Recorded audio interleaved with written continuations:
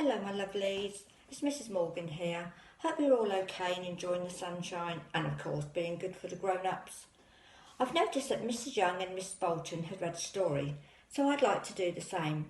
Now my book is one that I used to read to my grandsons. It's called Eric the Cat with Thumbs. Hope you enjoy it. Here we go. Okay, so Eric was a cat just like every other, except in one amazing way. Eric had thumbs. All the other cats padded about on their dainty paws. They sniggered at Eric as they chased each other up and down trees. Cats don't have thumbs, they mewed together. Okay.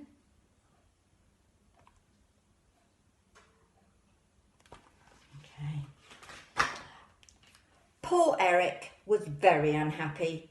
He couldn't pad about daintily as his thumbs got in the way.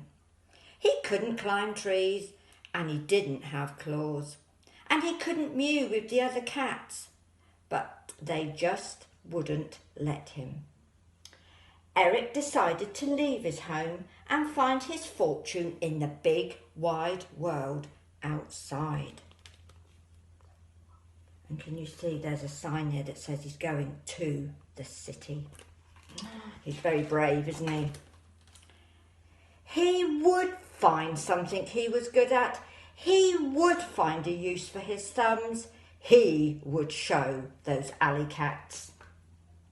Before long, he saw a sign that made him quite excited.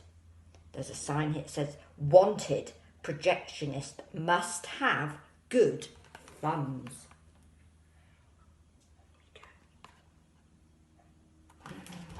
Let's hope he's good at this job. Eric marched straight into the cinema and showed Rupert, the manager, his amazing thumbs. Rupert was very impressed and gave him the job immediately. Eric set to work. He used his thumbs to take films out of the containers. He used his thumbs to load films onto the projector. He used his thumbs to switch on the projector. There we go, there's Rupert, look.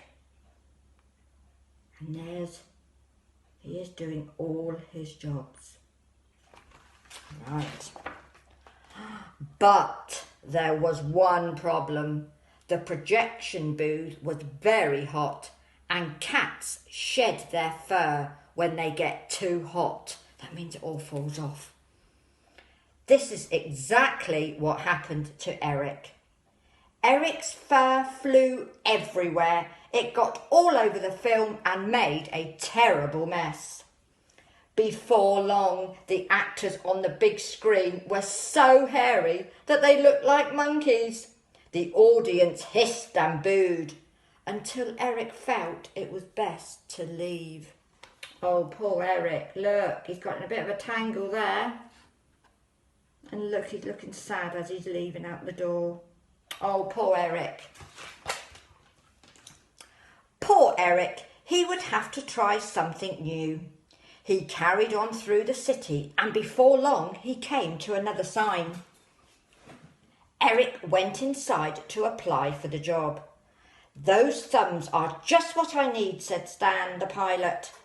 "I'll be doing the flying and you'll take charge of the controls," he explained.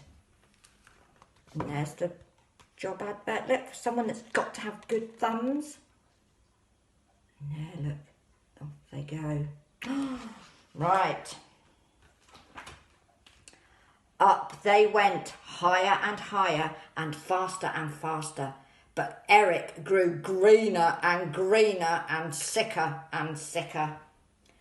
Poor Eric was good at the controls, but he was not good at heights.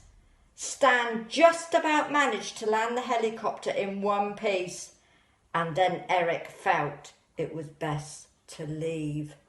Oh dear, so every time Eric got up high, he felt sick. So that's no good if you're going to fly a helicopter or an aeroplane. Soon Eric came to another interesting sign. This, thought Eric, is it. Into the fire station he went. The fire chief took one look at Eric's thumbs and decided to test him out right there and then.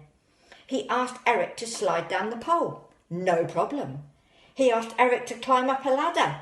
No problem. So there we go. There's the sign, look, there's the job advert there.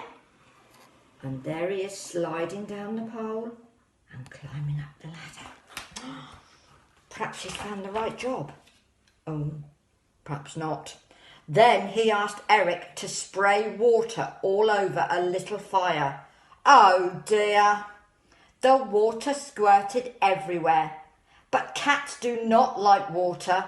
Even cats with thumbs do not like water. After the fire was safely put out, Eric felt that it was best he left, and he carried on his way. Oh, look, he got in a bit of a tangle there.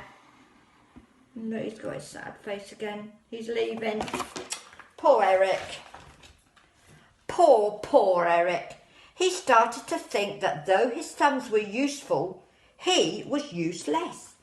He was just about to give up and go back home in shame when he saw one final sign.